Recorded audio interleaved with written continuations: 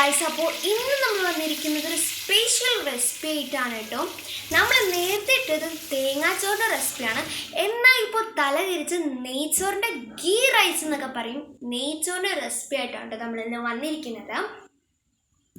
പിന്നെ ഇതിൻ്റെ ഇൻഗ്രീഡിയൻസ് ഒന്നും ഞാൻ അങ്ങനെ പറയുന്നില്ല. ഞാൻ പറഞ്ഞാൽ ചിലപ്പോൾ നിങ്ങൾക്ക് മനസ്സിലാവില്ലായിരിക്കും. നിങ്ങൾ വീഡിയോ തന്നെ കാണുക, ഫുള്ള് കാണുക. ഇടയ്ക്കിട്ട് സ്കിപ്പ് ചെയ്യാനൊന്നും പറ്റില്ല കേട്ടോ ഗൈസ്, ഫുള്ള് കാണുക. പിന്നെ ഞാൻ പറഞ്ഞാൽ ചിലപ്പോൾ ശരിയാവില്ല, അതുകൊണ്ട് നിങ്ങൾ കണ്ടു തന്നെ അറിയുക. പിന്നെ നിങ്ങളിപ്പോൾ എൻ്റെ ചാനൽ സപ്പോർട്ട് ചെയ്തതിനാൽ തന്നെ നമ്മുടെ സബ്സ്ക്രൈബേഴ്സ് ഇപ്പോൾ 89 ആയിട്ടുണ്ട്.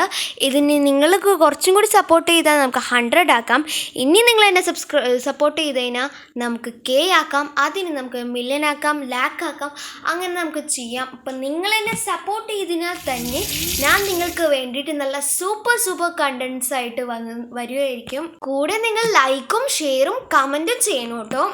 സബ്സ്ക്രൈബ് ചെയ്യാനും സപ്പോർട്ട് ചെയ്യാനും മറക്കരുത്. അപ്പോൾ നിങ്ങൾക്ക് വേണ്ടിയിട്ട് ഞാൻ സൂപ്പർ കണ്ടൻസ് ആയിട്ട് വരുന്നതായിരിക്കും. ഇനി ഞാനിപ്പോൾ ഈ വീഡിയോയിൽ ഈ കാര്യം പറഞ്ഞുകൊണ്ട് തന്നെ നിങ്ങൾ എന്നെ സപ്പോർട്ട് ചെയ്യാതെയും അൺസബ്സ്ക്രൈബ് ചെയ്യാനും പോകരുത് കേട്ടോ.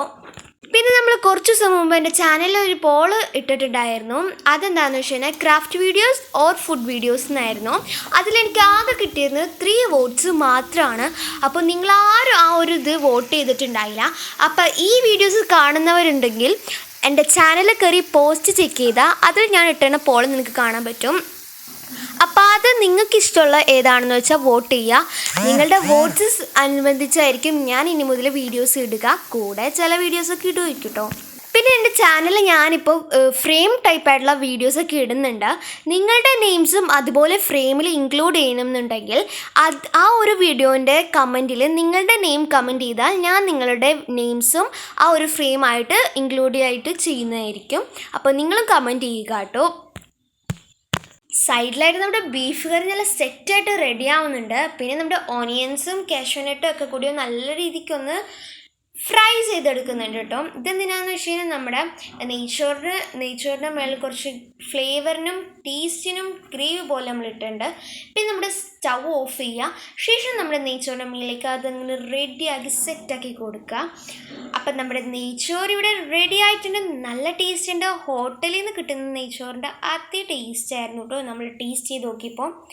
അപ്പോൾ സംഭവം റെഡി ആയിട്ടുണ്ട്. നിങ്ങൾക്ക് വേണമെന്നുണ്ടെങ്കിൽ ഈ ഒരു റെസിപ്പി ട്രൈ ചെയ്ത് നോക്കാവുന്നതാണ്.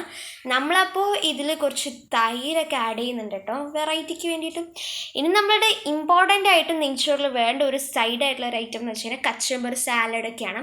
അപ്പോൾ അതും ഇവിടെ തകൃതിയായിട്ട് റെഡി ആവുന്നുണ്ട്. സംഭവം റെഡി ആയിട്ടുണ്ട്. നിങ്ങൾക്ക് ഇഷ്ടപ്പെട്ടെങ്കിൽ ഉണ്ടാക്കി നോക്കുക. Like share and subscribe. By.